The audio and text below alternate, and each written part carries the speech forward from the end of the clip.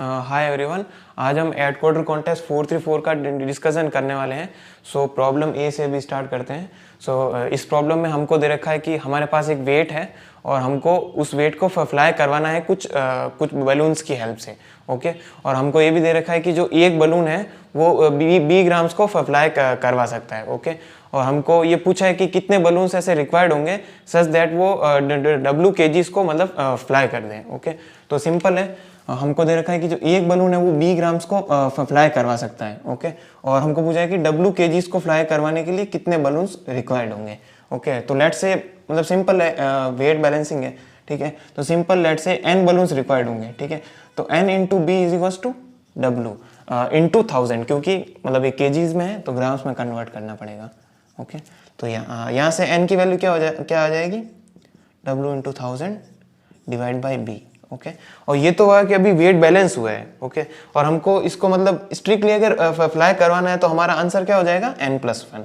Okay, और यही हमको मतलब क्वेश्चन में पूछा था। तो मेनली आप कोड आप लिख सकते हो क्योंकि लॉजिक मैंने बता दिया है। सो मेनली हम मतलब जो फर्स्ट और सेकंड प्रॉब्लम है उसका लॉजिक मतलब डिस्कस करेंगे, और थर्ड फोर्थ फिफ्थ प्रॉब्लम का हम लॉजिक के साथ साथ कोड इम्प्लीमेंटेशन भी देखेंगे। ओके, सो अब हम प्रॉब्लम बी डिस्कस करने वाले हैं। सो इस प्रॉब्लम में हमको दे रखा है कि n बर्ड्स हैं और प्रत्येक जो बर्ड है उसका एक टाइप है और उसका एक साइज है। ओके, और हमको पूछा है कि जो सारे टाइप ऑफ मतलब सारे जो टाइप्स हैं उस टाइप के अंदर जो बर्ड होगा उसकी एवरेज साइज क्या होगी इस क्वेश्चन के इनपुट के अकॉर्डिंग। ओके, सो हमको क्या दे रखा है कि n बर्ड्स हैं, ठीक है, और प्रत्येक जो बर्ड आ रहा है उसका एक टाइप होगा और उसका एक साइज है। ओके, और हमको और जो ये टाइप है वो टाइप मतलब 1 से लगाकर m के बीच में हो सकता है। ठीक है, अच्छा, और पूछा है कि जो सारे टाइप है, 1 type 2 type and so on, इस सारे जो टाइप्स है इस टाइप के अंदर जो बर्ड होगा उसकी एवरेज साइज क्या होगी। अच्छा, तो एवरेज कैसे निकालते हैं, सिंपल है, एवरेज कैसे निकालते हैं मतलब sum of entities upon number of entities, यही तो होता है एवरेज का फॉर्मूला। अच्छा, तो मेरे को एक काम करना पड़ेगा कि इस टाइप मतलब जो भी है उस टाइप के अंदर जाके मैं सारे साइजेस को ऐड कर दूंगा। ठीक है, और उस टाइप के अंदर जाके मैं देख लूंगा कि कितने बर्ड्स आ रहे हैं। ठीक है, तो मेरे को क्या करना पड़ेगा, सिंपल 2 एरेज ले लेता हूं मैं। ठीक है, एरे 1 और एरे 2। ये जो एरे 1 है वो क्या स्टोर करेगा कि इस टाइप के अंदर सम ऑफ साइजेस ऑफ बर्ड्स। ठीक है, और जो एरे 2 है वो काउंट करेगा कि मतलब फ्रीक्वेंसी काउंट करेगा एरे 2 बेसिकली कि इस टाइप के अंदर कितने नंबर ऑफ बर्ड्स आ रहे हैं। ठीक है, तो सिंपल है, इसको जब मैं इनपुट ले रहा हूँ, इनपुट कैसे, सबसे पहले n और m हमको इनपुट में दे रखा है मतलब क्वेश्चन के डिस्क्रिप्शन के अकॉर्डिंग। ठीक है, अच्छा, फिर हमको n बर्ड्स इनपुट में लेने हैं। ठीक है, और जब इनपुट हम ले रहे होंगे तभी हम क्या कर देंगे कि भाई एरे 1 है उसके अंदर मैं टाइप के अंदर जाके प्लस इक्वल्स टू साइज कर दूंगा। ठीक है, और जो एरे 2 है उसके अंदर टाइप के अंदर जाके प्लस इक्वल्स टू मैं 1 कर दूंगा। सिंपल, ये तो फ्रीक्वेंसी काउंट कर रहा है और इसके अंदर साइजेस काउंट कर रही है। अच्छा, फिर मैं क्या करूंगा कि सारे जो टाइप्स है उसका एवरेज फाइंड करना है, तो एवरेज का पता ही है क्या फॉर्मूला होता है। ठीक है, तो सम ऑफ दैट टाइप भी पढ़ा है और मतलब number of birds in that type भी वो भी पढ़ा है। ठीक है, तो सिंपल है, मैं क्या करूंगा, एक फॉर लूप लगाऊंगा i 1 से लगाकर m तक, क्योंकि सारे जो टाइप्स है उसके लिए कैलकुलेट करना है। ठीक है, फिर सिंपल है, मैं क्या कर दूंगा, प्रिंट एरे 1 ऑफ i, ठीक है, divide by array 2 of i। ठीक है, यही तो है एवरेज। ठीक है, ये चीज मैं सिंपल प्रिंट कर दूंगा। ठीक है, क्योंकि एरे 1 क्या स्टोर कर रहा था, some of that type of sizes. ठीक है, और एरे 2 स्टोर कर रहा है कि उस टाइप के अंदर कितने बर्ड्स हैं। ठीक है, तो ये हो गया सिंपल। सो अब हम प्रॉब्लम सी डिस्कस करने वाले हैं। सो इस प्रॉब्लम में हमको दे रखा है कि एक ताकाशी नाम की एक गर्ल है जो कि फ्लाई कर रही है। ठीक है, और एट t = 0 वो h हाइट पे है। ठीक है, और वो काफ़ी लॉन्ग टाइम तक ऐसे फ्लाई कर रही है और उसको कुछ रेस्ट्रिक्शंस दे रखी है कि मतलब एक टाइम स्टैम्प है और उस टाइम स्टैम्प में उसको मतलब लोअर लिमिट से लगाकर हायर लिमिट उस हाइट के बीच में रहना है। ठीक है, तो मतलब और उसको ये भी दे रखा है कि वो 1 सेकंड में मीन्स वो अगर करंट हाइट h पे है तो वो 1 सेकेंड पे मतलब जो मैक्सिमम एक ही हाइट चेंज कर सकती है, ठीक है, उससे कम भी कर सकती है या फिर नहीं भी कर सकती है, मतलब 1 सेकेंड में वो या तो मैक्सिमम क्या कर सकती है h+1 पे जा सकती है या फिर h-1 पे जा सकती है 1 सेकेंड में, ठीक है। अच्छा ठीक है, तो अच्छा ठीक है, तो वो उसकी करंट हाइट दे रखी है h, ठीक है, और उसको n रेस्ट्रिक्शंस फॉलो करने हैं। और रेस्ट्रिक्शंस कैसे हैं कि वो t of i time stamp है और उस टाइम स्टैम्प में मतलब ये लोअर लिमिट है और ये हायर लिमिट है, ठीक है, इस लिमिट के बीच में उसको रहना है, ठीक है। तो ठीक है, मतलब इस प्रॉब्लम के अंदर जो एग्जाम्पल दे रखे हैं उसके अंदर से डिस्कस कर लेते हैं। सो इसके एग्जाम्पल है कि मतलब 2, 5, ठीक है, ये फर्स्ट एग्जाम्पल हम डिस्कस कर लेते हैं। अच्छा ठीक है, मतलब ये दे रखा है कि ये है n, ठीक है, और ये उसकी करंट हाइट, ठीक है, तो करंट हाइट है उसकी 5, ठीक है, और ये दो रेस्ट्रिक्शंस है, n रेस्ट्रिक्शन है ना, ठीक है, तो ये दो रेस्ट्रिक्शन है। तो रेस्ट्रिक्शन फर्स्ट क्या कह रहा है कि एट मतलब t=3 वो 1 से लगाकर 4 के बीच में रहनी चाहिए। अच्छा सेकेंड रेस्ट्रिक्शन कह रहा है एट t=8 जो ताकाशी है वो 8 मतलब 9 से 11 के बीच में रहनी चाहिए, ठीक है। तो एक बार देख लेते हैं इसको, मतलब इसमें यस आएगा या नो आएगा वो देख लेते हैं।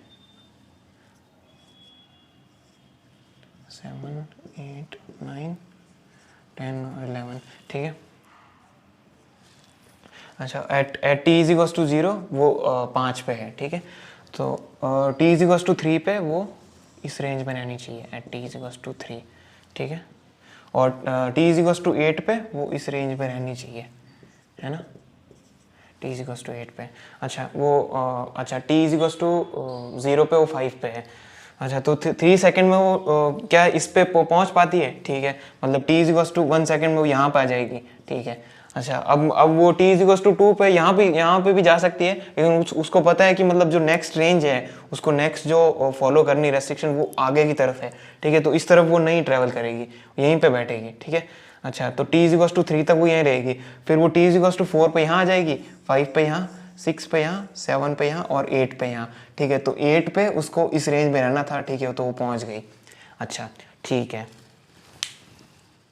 अच्छा तो इसको कैसे सॉल्व कर सकते हैं कि लेट से उसकी करंट हाइट है h, ठीक है, और उसको लेट से x सेकेंड्स और मिल रहे हैं। x सेकेंड्स कैसे, मतलब लेट से करंट टाइम स्टैम्प मेरा t=3 है और अगला जो मतलब टाइम स्टैम्प आ रहा है वो t=5 है, मतलब मेरे को 2 सेकेंड्स मिल गए, मतलब जो लेट से x सेकेंड्स उसको मिले और, ठीक है, तो वो क्या कर सकती है, मतलब मैक्सिमम मतलब 1 सेकेंड में एक जा सकती है, तो h से h+x पे चली जाएगी, ठीक है, या फिर मिनिमम क्या जा सकती है h-x पे जा सकती है, ठीक है।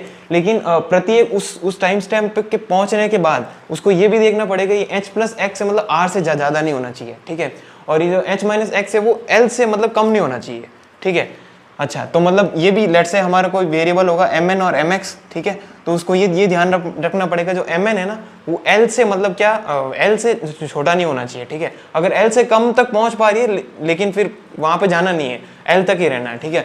सिमिलरली मैक्स का भी वही कंडीशन है कि भाई r से ज़्यादा नहीं जाना है, ठीक है, तो ये वाली कंडीशन देखनी है, ठीक है, यानी मतलब mn जो है इसको करना ऐसा कि भाई मैक्सिमाइज मैक्स ऑफ, मतलब या तो mn तक ठीक है लेकिन l से कम नहीं जाना है, और सिमिलरली mx है जो मिनिमम ऑफ हो जाएगा क्या mx, r, मतलब r से ज़्यादा नहीं जाना, ठीक है, या तो मिनिमम r या तो अगर mx जो है r से बड़ा हो गया तो r आ जाएगा, है ना, इस mx में, ठीक है। ये दो कंडीशन देखने के बाद हमको देखना है सिंपल कि भाई वो लेट से फिर जो r और l है वो मतलब इससे ही आगे, मतलब जो mx है इससे ही बड़ा है l, ठीक है, तो हमारा आंसर एग्जिस्ट नहीं करेगा। सिंपली लेट से कि भाई l और r इस तरफ आ गया, मतलब जो r है वो mn से भी छोटा है, ठीक है, तो भी इस केस में आंसर नहीं आएगा, तो सिंपली हम मतलब ब्रेक कर लेंगे वहाँ से, ठीक है।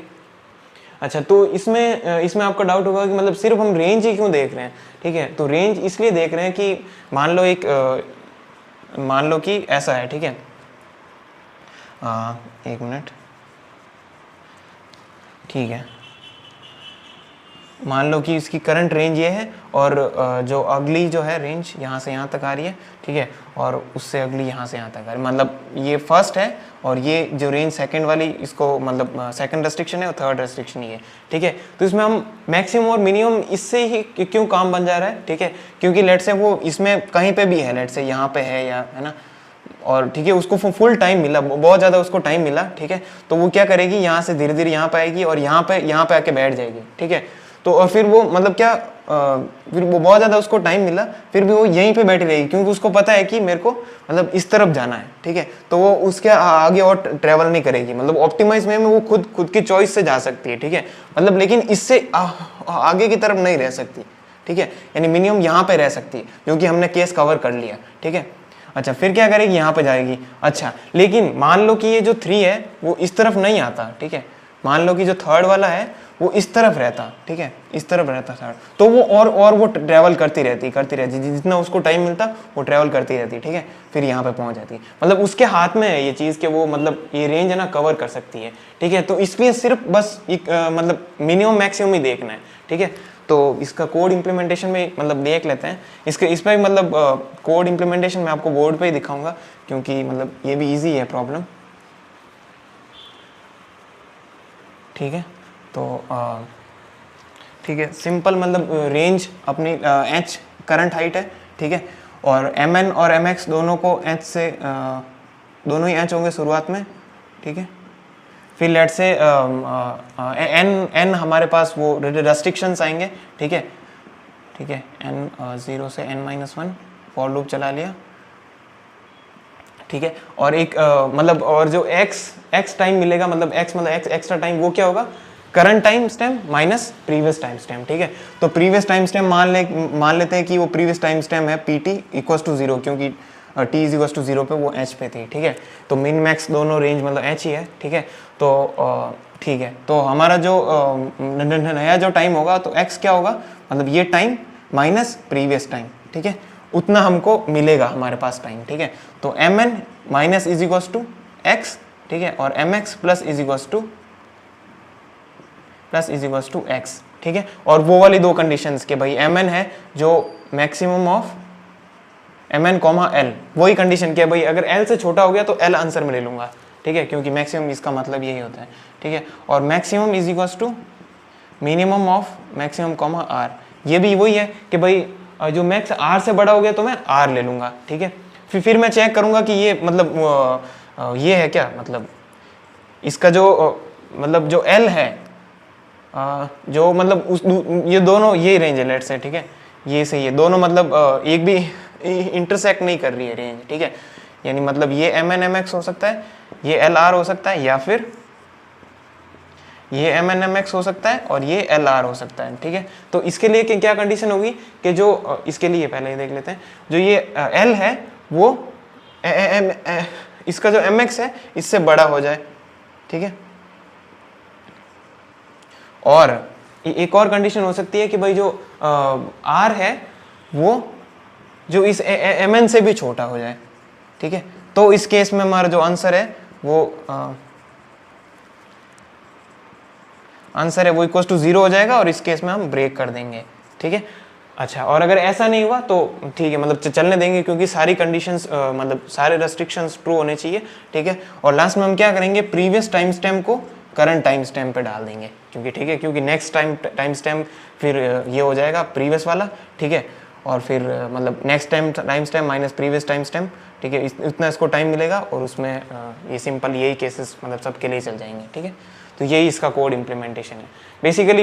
इसमें वो मेन चीज़ था कि मतलब सिर्फ रेंज से कैसे हो जाएगा, मतलब रेंज से, और इसमें दिक्कत तब आती कि उसको लेट से हर टाइम है ना मूव करना पड़ रहा है, ठीक है, उसको हर टाइम मूव करना पड़ रहा है, तब वो दिक्कत आती। बट इसमें क्या है कि वो खड़ी भी तो रह सकती है एक जगह, ठीक है, जितना उसको ऑप्टिमाइज लगेगा वो वैसे करेगी, इसलिए मतलब सिर्फ रेंज से ही हो जाएगा ये प्रॉब्लम, ठीक है।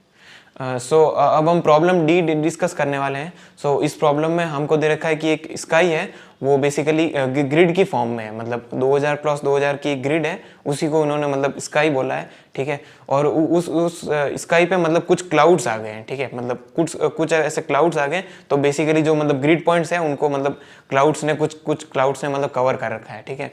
और मतलब ऐसे क्लाउड्स के ऊपर क्लाउड्स भी आ सकते हैं, तो बेसिकली जो मतलब जो ग्रिड पॉइंट होगा वो 2 या 4 मतलब ऐसे जितने भी क्लाउड्स ऊपर आ रहे होंगे उससे कवर हो जाएगा, ठीक है। तो और हमको पूछा है कि मतलब एन क्लाउड्स है ना, मतलब 1 2 3 ऐसे एन क्लाउड्स है ना, तो हमको पूछा है कि अगर मैं अगर ith क्लाउड को हटाऊं, ठीक है, तो मेरे अनकवर्ड ग्रिड पॉइंट्स कितने होंगे, ठीक है। और ऐसे नहीं है कि उसको हटाया हुआ ही रखना है, ठीक है, उसको मतलब ऐसे सबके लिए चेक करना है। मान लो अगर 1 वाले को हटाऊं, ठीक है, एक को सिर्फ 1 वाले को हटाऊं, ठीक है, तो मेरे कितने अनकवर्ड पॉइंट्स रहते हैं। अगर मैं 2 वाले को हटाऊं, 2 वाले को ही हटाऊं, 1 वाले को मतलब 1 वाले को वापस रखना है, ठीक है। ऐसा नहीं है कि 1 को भी हटा दिया फिर 2 को, ऐसे नहीं है। मतलब मैं अब 2 वाले को हटाऊं, सिर्फ 2 वाले को हटाऊं, तो मेरे देखने कितने अनकवर्ड पॉइंट्स हैं, ठीक है। तो ऐसे देखना है, तो इसको एक डायग्राम की मतलब हेल्प से भी देख लेते हैं एक बार, ठीक है। वैसे तो मतलब ग्रिड बड़ी है बहुत, मतलब फिक्स साइज की है 2000 क्रॉस 2000 की, बट यहाँ पे एग्जांपल में हम मतलब ऐसे ही समझ लेते हैं, ठीक है। तो ये मेरी ग्रिड हो गई,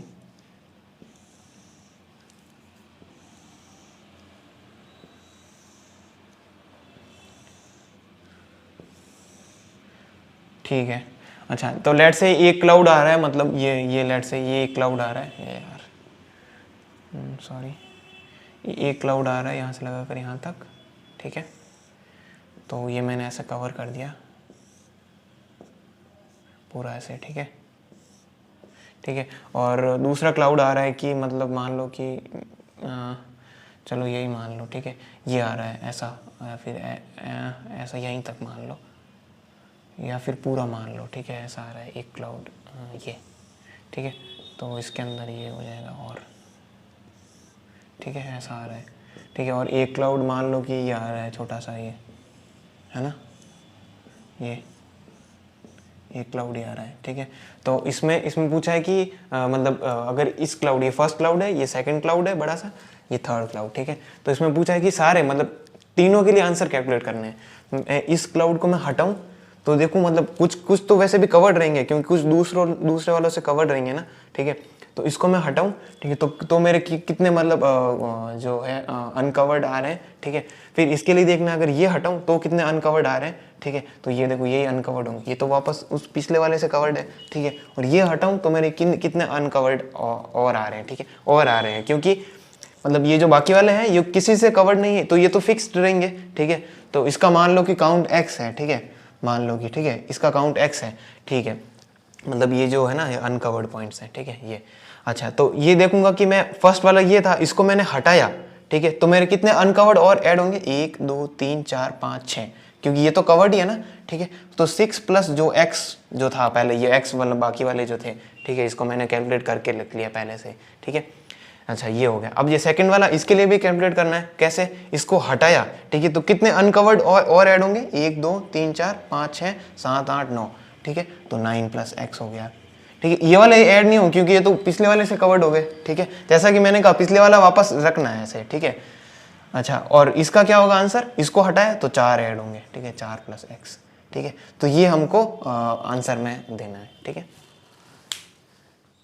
ओके, सो इस प्रॉब्लम को कैसे सॉल्व कर सकते हैं, पहले देखते हैं कि मतलब n क्लाउड्स मतलब कैसे इनपुट में आ रहे हैं, ठीक है।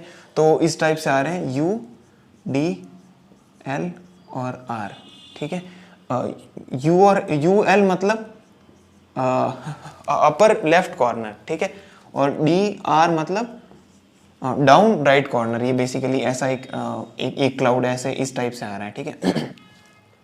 अच्छा, तो इसको कैसे सॉल्व कर सकते हैं, क्यों अगर मैंने कहा कि लेट से हर एक ग्रिड पॉइंट को अगर ये देख ले कि वो कितने क्लाउड से कवर्ड है, ठीक है, और वो कैसे कर सकते हैं, ठीक है। तो इस जो अपना जो मैट्रिक्स है, इसके जो कोऑर्डिनेट आएंगे, तो इसके अंदर जाके मैं अंदर सबके अंदर +1 कर दूंगा, क्योंकि लेट से वो इसके अंदर जो ग्रिड पॉइंट्स थे वो मतलब पिछले मतलब कुछ फ्रीक्वेंसी टाइम्स कवर्ड थे, और उसके अंदर एक और प्लस हो गया क्योंकि ये वाला क्लाउड आ गया, ठीक है।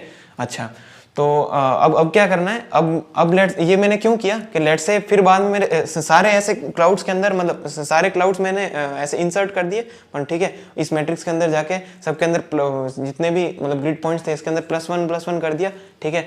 अच्छा, अब मैंने ये क्यों किया, क्योंकि फिर बाद में लेट्स से मैं क्वेरी करने जाऊँगा अपने आंसर के लिए, ठीक है। तो मैं कैसे करूँगा कि let's say 1th 2th cloud, ठीक है, ऐसे ऐसे क्वेरी करूँगा, तो मैं देखूंगा कि जो ith क्लाउड है उसके जो कोऑर्डिनेट से जो मैट्रिक्स बन रहा है उसके अंदर 1 फ्रीक्वेंसी वाले कितने ग्रिड पॉइंट्स हैं, समझ में आ रहा है। तो वही तो मेरा आंसर होगा, ठीक है। वो मेरा आंसर क्यों होगा, क्योंकि जहाँ पे 1 लिखा हुआ है वो इस मतलब जो क्लाउड से ही तो कवर्ड है, ठीक है। मतलब ये वाला क्लाउड जब हटेगा तो यहाँ पे मतलब जितने भी इसके अंदर ग्रिड पॉइंट्स के अंदर 1 लिखा होता वो क्या हो जाएगा, 0 हो जाएगा, और जहाँ जहाँ 2 लिखा होता वो 1 हो जाएगा, ठीक है। मतलब 1 हो जाएगा तो भी मतलब कवर्ड तो है वो पॉइंट्स, ठीक है। तो हमको बताना है कि अनकवर्ड कितने ऐड हो रहे हैं, ठीक है।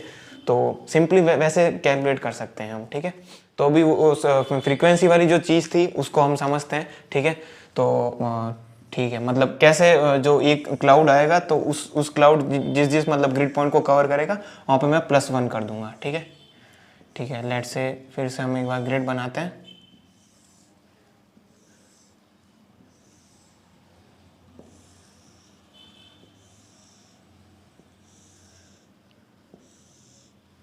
ठीक है, तो फर्स्ट वाला जो अपना जो आ रहा था क्लाउड, मान लो कि ये क्लाउड है, ठीक है। अच्छा, यहाँ पे अच्छा ठीक है, ये क्लाउड की इसका ये वाला कोऑर्डिनेट क्या है 3,3 से, उसमें थोड़ा सा चेंज दे रखा है मतलब फॉर्मेट में, ये बेसिकली 3 यहाँ पे है और यहाँ पे वो L, यहाँ पे D कोऑर्डिनेट है, ठीक है। बट ठीक है, मतलब फॉर्मेटिंग तो हम जब कोड इम्प्लीमेंट करेंगे, ठीक है, तो उस टाइम भी समझ लेंगे, ठीक है। और 1 2 3 4 5 5 क्रॉस 5, अच्छा 5 5 5 पे है, ठीक है, ये कोऑर्डिनेट। तो इनपुट में मतलब ऐसा इस टाइप से आ रहा है, ठीक है। तो मेरे को क्या करना था, यहाँ पे वैसे बोला था ना +1 करना था, पहले शुरू में 0 रख दूंगा मैं सब जगह, ठीक है, फिर उसके अंदर +1 कर दूंगा, ऐसे ऐसे ऐसे, ठीक है। और लेट से फिर हमारा जो नेक्स्ट जो आ रहा है क्लाउड, मान लो कि वो ये है, ठीक है, ये वाला, ठीक है। तो इसके कोऑर्डिनेट क्या होंगे 4x4 से, हाँ ये क्या है 1 2 3 4 5 6 7 6,7, ठीक है, ऐसा, ठीक है। अब वहाँ पे मैंने कहा ना +1 करना है सारे कोऑर्डिनेट्स पे, है ना। तो ये लो मैंने 2 कर दिया, 2 कर दिया, यहाँ पे भी 2 करूँ क्या, नहीं, यहाँ पे तो 1 होगा ना, ठीक है। मतलब कितना इजी है देख लो, मतलब अब कितना इंट्यूशन भी लग रहा है कि हाँ मतलब क्वेरी करेंगे तो 1 वाले चेक कर लेंगे, है ना, मतलब ठीक है। अच्छा, और मान लो कि ये आ रहा है अगला, ठीक है, तो इसका कोऑर्डिनेट भी मतलब क्या होगा, ये वाला 1 2 3 4 5 6, 1,6 से, हाँ 1,6 से 2,7, है ना, यही तो है। यहाँ पे भी 1 1 1 ऐसा रख दिया, ठीक है। अच्छा मान लो कि एक और आ जाता है यहाँ पे ये, ठीक है, तो यहाँ पे क्या हो जाता है, ये 3 हो जाता है, ये 2 और ये 2 और ये 1, ठीक है।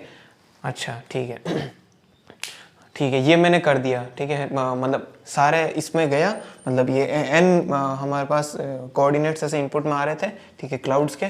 फिर मैं गया और प्रत्येक मैट्रिक्स के अंदर इसको भी ऑप्टिमाइज वे में करेंगे, मतलब 2D प्रीफिक्स सम लगा के, ठीक है, बट वो मैं बाद में बता दूंगा, पहले देखना है इसका लॉजिक क्या है मेन, है ना। तो यहाँ पे मैंने सिंपली लेट से ब्रूट फोर्स ही मैंने कर लिया, यहाँ पे +1 कर दिया ऐसे जाके, ठीक है। अच्छा, बाकी वाले, अच्छा ये वाले जो कोऑर्डिनेट पॉइंट है जिनके अंदर 0 पड़ा हुआ है वो बेसिकली मतलब किसी से कवर्ड नहीं है, ठीक है। तो वो मैंने जैसे कि पहले ही बताया, उसको मैं पहले ही कैलकुलेट करके रख दूंगा, लेट से वो x है, ठीक है।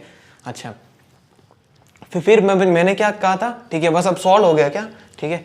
अच्छा ठीक है, हाँ मतलब फिर मेरे को क्वेरी करनी है इन तीनों में, ठीक है, इन तीनों में जाके देखना है उस मैट्रिक्स के अंदर मतलब 1 है ना कितने ग्रिड पॉइंट्स पे आ रहा है, वही मेरा आंसर है, ठीक है। 1 आ रहा है मतलब 1 कितने ग्रिड पॉइंट्स आ रहा है, मतलब उसके अंदर 1 आ रहा था ना, वो इसी क्लाउड की वजह से आ रहा था। अब क्लियर हो गया क्या, मतलब समझ इजी है बहुत, मतलब जिसमें 1 1 आ रहे थे वो उसका मतलब क्या है, वो उसी क्लाउड से कवर है। अब जब वो हटेगा तो वो पॉइंट्स कवर नहीं रहेंगे किसी भी पॉइंट से, किसी भी क्लाउड से, ठीक है। तो फर्स्ट वाले के लिए देखा मैंने, तो सिंपल क्या x प्लस सिंपल 1 कितने 5, ठीक है। तो यही तो था मेरे पहले भी आंसर, ठीक है, मतलब जब हम पहले ऐसे सॉल्व कर रहे थे। ठीक है। अच्छा इसमें क्या 1 1 वाले कितने हैं, काउंट कर लो, ये 6 7 8, ठीक है, 8 x + 8, और इसमें 1 1 क्या, सारे 1 1 वाले हैं, ठीक है, ऐसा 4। तो ये इतना सिंपल था। अच्छा अब मेन इसमें ये चीज़ है कि अब है ना इस प्रत्येक मतलब इसके अंदर जो क्लाउड के कोऑर्डिनेट के अंदर जाके ऐसे है ना, इसकी ग्रिड के अंदर जाके +1 नहीं कर सकते। इसके अंदर है ना 2D प्रीफिक्स सम वाला लॉजिक लगेगा। अब मैंने बता दिया, अब ये चीज़ कैसे करेंगे, मतलब सब के अंदर ऐड कैसे करेंगे, ठीक है। प्रीफिक्स 2D प्रीफिक्स सम मतलब आप सर्च कर सकते हो, मैं मतलब थोड़ा बहुत बता दूंगा अभी कि कैसे लेते हैं मतलब 2D प्रीफिक्स सम, ठीक है। बेसिकली सिंपल है, जब हम उसको क्रिएट करते हैं 2D प्रीफिक्स एरे को, मतलब 2D प्रीफिक्स मैट्रिक्स को, ठीक है, तो कैसे करते हैं बेसिकली, मतलब थोड़ा बहुत आइडिया दे देता हूँ, बाकी मेन मतलब आपको मतलब आप वीडियो देख सकते हो या फिर कोई भी मतलब आर्टिकल पढ़ सकते हो, ठीक है, या फिर मैं भी कवर कर दूंगा, ठीक है। अच्छा तो लेट से मतलब 2D प्रीफिक्स मैट्रिक्स कैसे बनाते हैं, ठीक है, तो यहाँ तक लेट से बन गई, ठीक है, और इस मैट्रिक को मतलब क्रिएट करना है, इस मैट्रिक मतलब इसके अंदर इस सभी का सम होगा, ठीक है। तो क्या करता हूँ मतलब इसको कैसे करते हैं, सिंपल वेन डायग्राम से होता है, ठीक है। मैं क्या करता हूँ, इससे ऊपर वाला ये ऐड किया, ठीक है, एक बार, ठीक है, और प्लस मैंने ये ऐड किया एक बार, ठीक है, इससे मतलब J-1 वाला मतलब I, J-1 वाला प्लस J, I-1 वाला, ठीक है, ये दो ऐड कर दिए, ये पूरा ऐड हो गया फिर से, ठीक है। बट ये वाला 2 बार ऐड हो गया, तो मैं माइनस क्या कर दूंगा, minus P of I-1 J-1, ठीक है। तो ये सिंपल क्रिएट होता है ऐसे। और क्वेरी कैसे करते हैं, क्वेरी में ऐसे करते हैं, ठीक है, मतलब थोड़ा बहुत आइडिया दे देता हूँ, बट मैं अगर सीधा इम्प्लीमेंटेशन देख के भी मतलब समझ सकते हो, बट जैसे मैंने आइडिया दे दिया थोड़ा बहुत, ठीक है। अच्छा अब जब क्वेरी करेंगे तो कैसे करते हैं, ठीक है। अच्छा मान लो कि क्वेरी मुझे चाहिए इस ब्लॉक की, ठीक है, यहाँ से लगाकर यहाँ तक। अच्छा तो मैं कैसे करूँगा, सबसे पहले मैं इसको इसके अंदर जो भी पी होगा उसके अंदर ऐड कर दूंगा, मतलब आंसर के अंदर। इसका मतलब ये क्या है, ये पूरा इसका आंसर ले रहा है, ठीक है। अच्छा इसमें से मतलब डेफिनेटली मुझे कुछ सब्ट्रैक्ट भी करना पड़ेगा, तो सब्ट्रैक्ट क्या करूँगा मैं, ये वाली चीज़ सब्ट्रैक्ट कर दूंगा, ये वाला मतलब जो यहाँ पे जो पड़ा होगा ना, वो क्या होगा, वो कैसे कर रहा होगा, यहाँ से लगाकर यहाँ तक का, ठीक है। अच्छा ये मैंने माइनस कर दिया, ठीक है। अच्छा ये भी अभी तक कॉलम है, ये भी मुझे माइनस करना पड़ेगा, तो यहाँ से अगर ये भी मैंने माइनस कर दिया, ठीक है, अब ये मैंने माइनस कर दिया और ये भी मैंने माइनस कर दिया। बट ये वाला मेरा 2 बार मतलब माइनस हो गया, तो इसको मैंने फिर से ऐड कर दिया एक बार, तो सिंपल मेरा ये वाला सम आ गया, ठीक है। तो सिंपल है बस, ठीक है। अच्छा इसको थोड़ा और भी है, मतलब इसमें कैसे जो प्रीफिक्स 2D प्रीफिक्स हम बनाएंगे, तो यहाँ पे 2 या फिर मतलब 1 से जो जिसकी फ्रीक्वेंसी ज़्यादा है वहाँ पे 0 रख लेंगे, ठीक है, ताकि फिर वहाँ पे ऑटोमेटिक 2D प्रीफिक्स में वो मतलब 1 से बड़े हैं वो हट जाएंगे ऑटोमेटिक, ठीक है। और उस मैट्रिक्स के उस जो पर्टिकुलर क्लाउड है उसके अंदर 1 1 वाले ही रह जाएंगे, ठीक है। तो बस उसकी 2D प्रीफिक्स क्वेरी कर देंगे, बस वही हमारा आंसर होगा। तो चलते हैं अभी VS कोड में, इसका प्रॉपर हम इम्प्लीमेंटेशन देखेंगे, ठीक है। बेसिकली मतलब 4th और 5th प्रॉब्लम जो हार्ड है उनका हम प्रॉपर VS कोड में इम्प्लीमेंटेशन देखने वाले हैं। सो फर्स्ट हमने n नंबर ऑफ क्लाउड्स जो थे वो इनपुट ले लिए। फिर हमने एक ग्रिड बना ली जो कि 2000 क्रॉस 2000 की थी। ओके, और उसके अंदर 0 से इनिशियलाइज कर दिया। फिर ये n जो क्लाउड्स थे वो इनपुट ले लिए और वेक्टर में पुश कर दिए। फिर हमने वही मतलब जो 2D प्रीफिक्स था जिसके अंदर जो फ्रीक्वेंसी जो वेक्टर था वो बनाया यहाँ पे। और यहाँ पे वो मतलब वेन डायग्राम वाला लॉजिक जो था वो 2D प्रीफिक्स वाला वो यहाँ पे इम्प्लीमेंट किया। फिर हमने जो मतलब बोर्ड पे जो देखी थी एक्स वैल्यू वो यहाँ पे मतलब ऐड वेरिएबल से है। तो जितने भी मतलब जो जीरो थे जो मतलब टोटली अनकवर्ड थे तो उनको उनको हमने पहले ही ऐड कर दिया। ओके, और यहाँ पे मैंने प्रिंट भी कर रही थी मैट्रिक्स तो मतलब बरोबर आ रही थी। ओके, देन एक P2 बनाया वेक्टर, मतलब मेनली आप P1 में भी कर सकते हो, बट मैंने P2 बनाया जिसके अंदर ओनली मतलब जिसकी वन फ्रीक्वेंसी है उस फ्रीक्वेंसी एरे के अंदर, उसमें ही मैंने P2 के अंदर वो +1 किया है। मतलब जिसके अंदर फ्रीक्वेंसी 0 है या फिर फ्रीक्वेंसी 1 से ज्यादा है उसके अंदर 0 ही है इस P2 के अंदर। ओके, मतलब P2 जो है वो फाइनल वेक्टर है जिससे मतलब आंसर कैलकुलेट होगा। ठीक है, और फिर सिंपल इसमें भी जो प्रीफिक्स हम ले लिया इसका वेन डायग्राम वाला लॉजिक लगा दिया P2 पे, है ना। फिर इसमें मतलब P2 को मैंने प्रिंट करवाया था तो वो भी मतलब ठीक चल रहा था। फिर मैंने सारे जो है सारे क्लाउड्स पे ट्रैवल करके और उसके अंदर ये वापस जो मतलब वेन डायग्राम वाला जो लॉजिक था वो वाला लगा दिया, और इसके अंदर आंसर प्लस ऐड जो था, ऐड यानी एक्स वैल्यू है ना, एक्स वैल्यू जो थी मतलब जो सारों में जो जितने भी जीरोस थे वो इस ऐड में पड़े हैं, ठीक है। तो हमने क्या प्रिंट कर दिया, आंसर प्लस दैट ऐड, है ना, ठीक है। सो अभी हम प्रॉब्लम ई डिस्कस करने वाले हैं। सो इस प्रॉब्लम में हमको दिया गया है कि एन रैबिट्स हैं और उनकी कुछ लोकेशन है, मतलब एक्स ऑफ आई करके, है ना, और उनको उनका कोई मतलब एक जंपिंग पावर है उनकी आर ऑफ आई करके, मतलब जो करंट उनका जो मतलब प्रत्येक जो रैबिट है उसका जो करंट कोऑर्डिनेट है उससे वो मतलब या तो प्लस आर पे जा सकता है, या फिर मतलब प्लस आर पे जंप कर सकता है, या फिर माइनस आर पे जंप कर सकता है ना। और हमको बताना है कि मतलब जो सारे रैबिट्स एग्जैक्टली एक बार जब जंप करेंगे, सो इन बेस्ट पॉसिबल सिनेरियो हमको बताना है कि कितने नंबर ऑफ मतलब maximum number of distinct coordinates हो सकते हैं आफ्टर मतलब एग्जैक्टली वन जंप, मतलब सारे जो रैबिट्स हैं वो एक बार जंप करेंगे, है ना। और हमको बताना है कि distinct number of maximum number of distinct number of positions कितनी हो सकती है इन बेस्ट पॉसिबल सिनेरियो। सो इसको कैसे सॉल्व कर सकते हैं, ठीक है। तो पहले सिंपलेस्ट केस से स्टार्ट करते हैं, ठीक है। तो लेट से हमारे पास दो ही रैबिट्स हैं R1 और R2, ठीक है।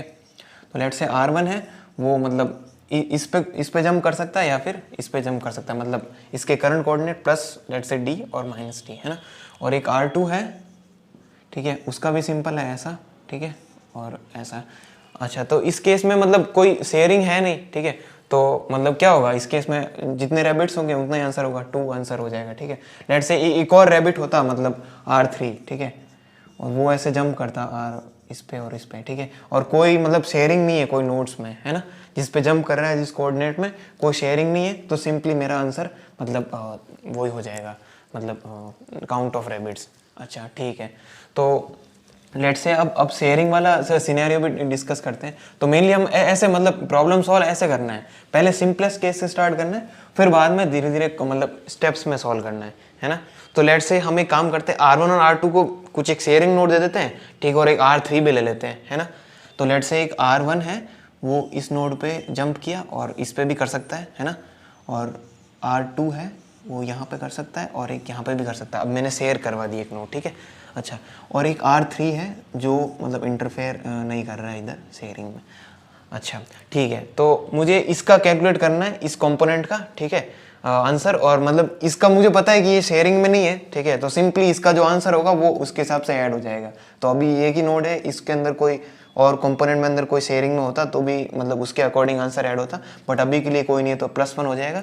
इसका हमको देखना है ना।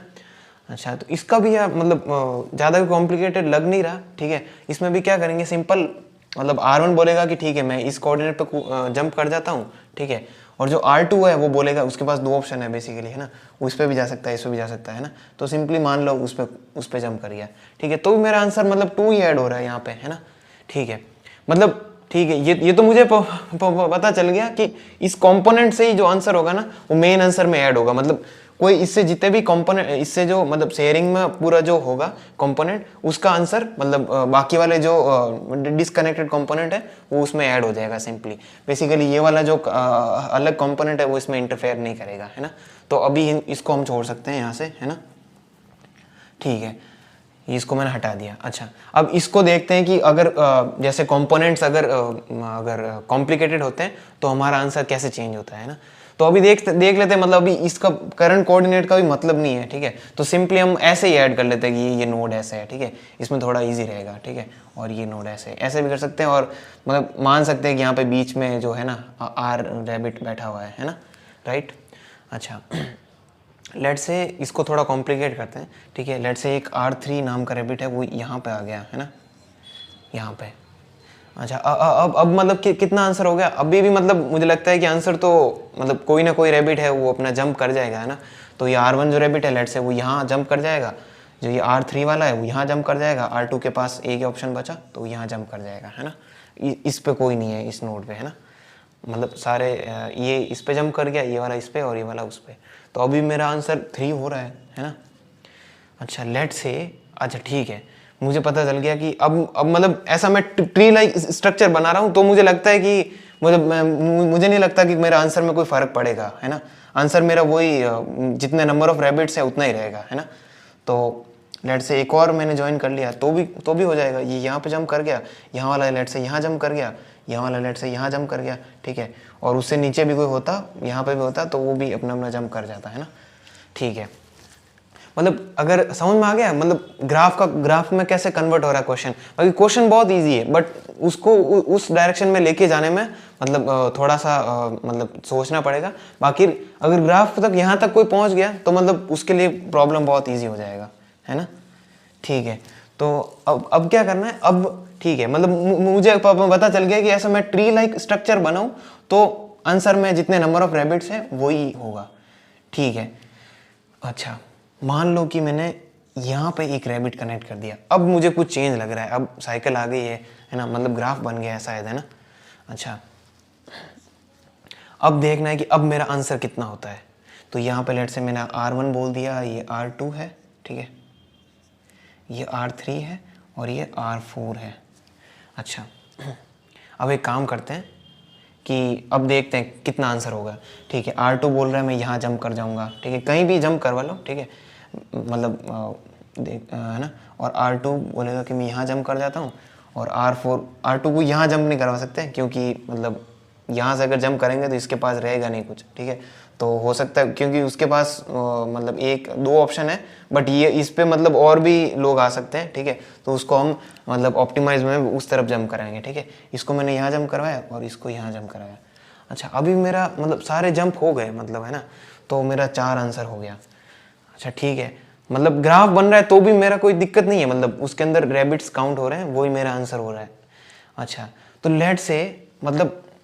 लेट से यहाँ पे ही कोई एक और रैबिट बैठा है इसी नोड पे ऊपर, मतलब वो वही कोऑर्डिनेट था उसका भी, R5 नाम का एक रैबिट बैठा है, ठीक है। उसका भी जंप पावर R4 के एग्जैक्टली उतना ही है। अब कितना आंसर होगा, क्या अब आंसर 5 होगा क्या?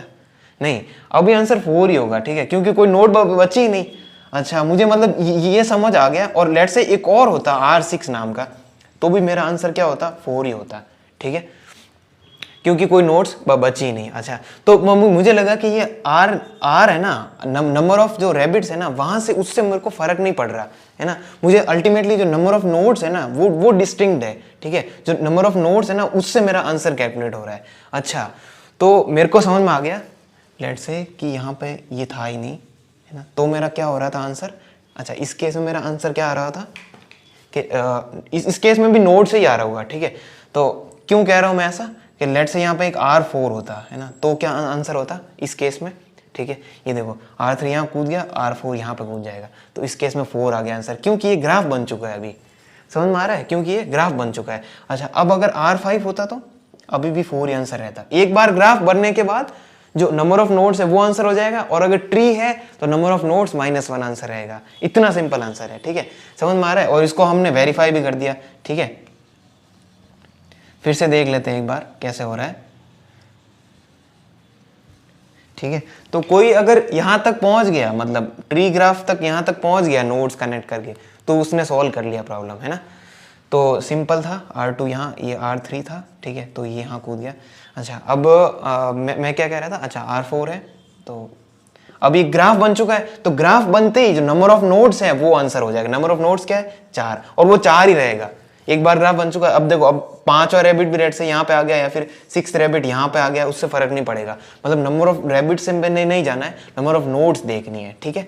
अच्छा, तो ये अगर ग्राफ बन चुका है, ये वाला कनेक्टेड कंपोनेंट एक लेट से ग्राफ बन चुका है, तो उसका जो आंसर होगा वो होगा number of nodes in that graph, ठीक है। रैबिट से फर्क पड़ रहा है क्या? नहीं, रैबिट से फर्क नहीं पड़ रहा, क्योंकि नोड्स इतनी है, ठीक है। इसमें बहुत सारे रैबिट्स कनेक्ट कर रहे हो, बट वो जा नहीं पाएंगे, है ना, मतलब कहीं ना कहीं, मतलब इसके ऊपर ही रहेगा, डिस्टिंक्ट नहीं होगा इंडेक्सेस, मतलब जो कोऑर्डिनेट है, ठीक है। मतलब अगर ये एक कनेक्टेड कंपोनेंट अगर ट्री है, ठीक है, अगर ट्री है तो आंसर में क्या जुड़ेगा, number of nodes in that component, in that connected component, ठीक है। और अगर ग्राफ हुआ, वो ग्राफ कैसे चेक कर सकते हैं, मेनली साइकिल होता है ग्राफ में, है ना। तो ये देख सकते हैं, अगर ग्राफ हुआ तो मतलब अगर ट्री हुआ तो number of nodes in that connected component -1, और अगर ग्राफ हुआ तो number of nodes, simple, in that connected component. ठीक है, तो सिंपल ये इतना इजी प्रॉब्लम था। ठीक है, ऐसा कि हमने मतलब देखना है ऐसे सॉल्व करना है प्रॉब्लम को, पहले मतलब इजीएस्ट केस लेना है, ठीक है, फिर थोड़ा कॉम्प्लिकेट करना है, फिर थोड़ा और कॉम्प्लिकेट करना है, फिर अब ऑटोमेटिक सॉल्यूशन आ जाता है ना। सो ओके, सो अब अभी हम कोड इम्प्लीमेंटेशन देखेंगे इसका प्रॉपर। ओके, सो सो इस प्रॉब्लम का हम कोड इम्प्लीमेंटेशन देखने वाले हैं। सो फर्स्ट मैंने N means number of rabbits input ले लिए।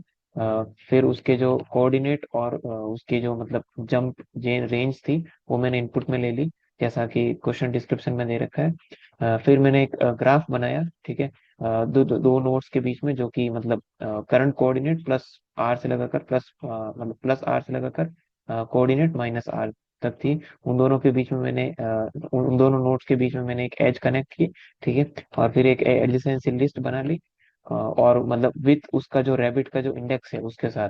क्यों? क्योंकि मतलब जो सेम नोड और एज हो सकती है, बट डिफरेंट जो है ना रैबिट हो सकते हैं, ठीक है, मतलब दो रैबिट की सेम नोड और एज हो सकती है, ठीक है। तो इसलिए ये मैंने ट्रैक रखने के लिए इसका जो इंडेक्स है वो भी मैंने पुश किया है, ठीक है। और यहाँ पे एक मैंने विजिटेड सेट बना लिया, और आंसर मैंने हर हर एक कनेक्टेड कंपोनेंट के लिए यहाँ पे मैंने आंसर कैलकुलेट किया है, ठीक है। तो फर्स्ट मैं देखूंगा कि अगर वो नोड सिंपल है, मीन्स ऐसे ही तो करते हैं कनेक्टेड कंपोनेंट्स में। सो वो देखा कि वो अगर विजिटेड है कंटिन्यू, और नहीं है तो डीएफएस किया, और उस डीएफएस के अंदर देखा है कि ये जो नम बेसिकली ये जो डीएफएस है वो इस तरीके से आ रहा है आंसर कि यहाँ पे नम मतलब उस डीएफएस के अंदर नंबर ऑफ नोड्स, और सेकंड जो वेरिएबल है वो देख रहा है कि वो ट्री है कि नहीं, ठीक है। मतलब ये डीएफएस कैलकुलेशन भी हम देखेंगे अभी। तो वो देख सो अगर वो ट्री है देन आंसर में नम माइनस वन, मतलब उस कनेक्टेड कंपोनेंट्स के अंदर जो नंबर ऑफ नोड्स थी वो उतना माइनस वन ऐड होगा। और अगर ट्री नहीं है मीन्स ग्राफ है, ठीक है, ग्राफ है, तो वो नम नंबर ऑफ नोड्स मतलब नम मतलब जो है वो आंसर में ऐड होगा, ठीक है। तो अभी डीएफएस देख लेते हैं कैसे किया है। तो सिंपली मतलब विजिटेड के अंदर जो करंट नोड है वो डाल दिए, और करंट जो नम है, नम क्या क्या क्या देख रहा है कि वो नंबर ऑफ नोड्स कितनी। सो करंटली वन है, ठीक है। और देखा कि इस ट्री है, मान लो कि वो ट्रू है शुरुआत में, ठीक है। वो किसी भी टाइम पे अगर लेट्स से साइकिल बनी तो इस ट्री को मैं फॉल्स कर दूंगा, ठीक है। और मतलब किसी भी जगह एक जगह पर अगर साइकिल बनी तो वो मीन्स ग्राफ हो गया, ठीक है।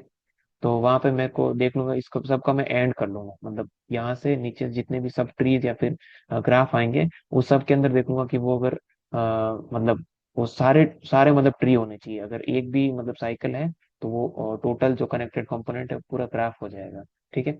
तो ये सिंपली ये मैंने चेक किया है कि जो ये करंट इंडेक्स है इसका, ये जो यहाँ पे जो था, ठीक है, इसका मतलब जो इंडेक्स है वो मतलब प्रीवियस वाले के इक्वल है, क्योंकि ये अनडायरेक्टेड ग्राफ है ना। तो अगर प्रीवियस वाले के इक्वल है तो मैं कंटिन्यू कर दूंगा। एल्स अगर ऐसा नहीं है तो और देखूंगा कि अगर वो विजिटेड है, मतलब क्या है, साइकिल मिल गई, मिल गई मतलब इस tree is equal to false हो गया, ठीक है। एल्स मतलब विजिटेड नहीं है तो सिंपली मैं डीएफएस कॉल कर लूंगा, और इस सब ग्राफ या फिर सब ट्री के अंदर की जो एन एन आ रही है वो इस टोटल जो नम है इसके अंदर मैं वो सारे नोट्स काउंट कर लूंगा, और इस ट्री का एंड कर लूंगा, ठीक है। क्योंकि जो नीचे जो सब ट्री बन रहा है वो भी जो है ना ग्राफ नहीं होना चाहिए, ठीक है। कहीं भी एक साइकिल होगी तो वो जो होल कनेक्टेड कंपोनेंट है वो ग्राफ हो जाएगा, ठीक है। और एट द एंड मैंने यहाँ पे ये कर दिया रिटर्न नम और हिस्ट्री, ठीक है। वही यहाँ पे आ रहा है और सिंपली ऐड हो रहा है, ठीक है। So okay.